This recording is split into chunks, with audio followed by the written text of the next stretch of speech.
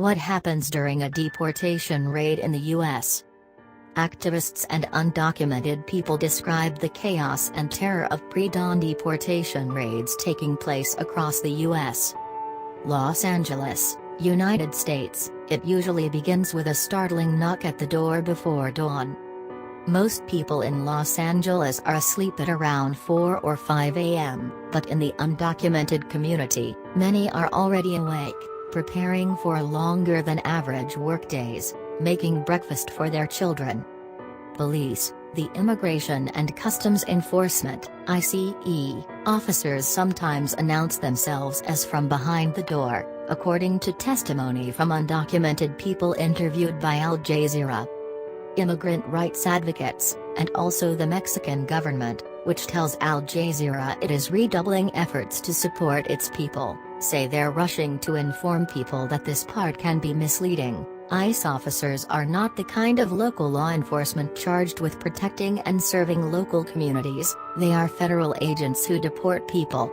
They do occasionally work together with, but are not to be confused with, local police forces.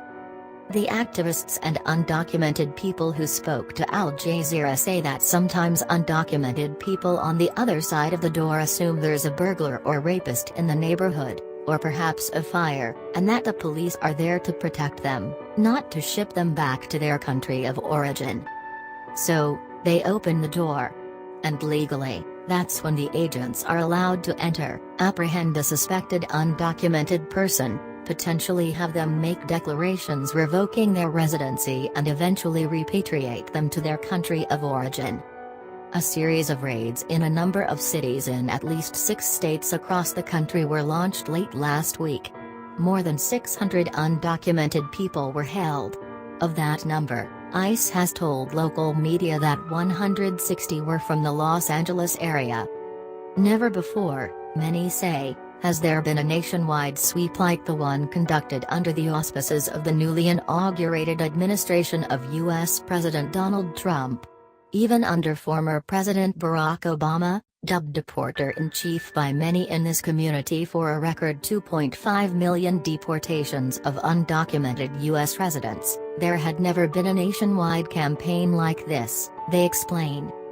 The raids mark the latest in a series of policy shifts targeting Mexican Americans, analysts say.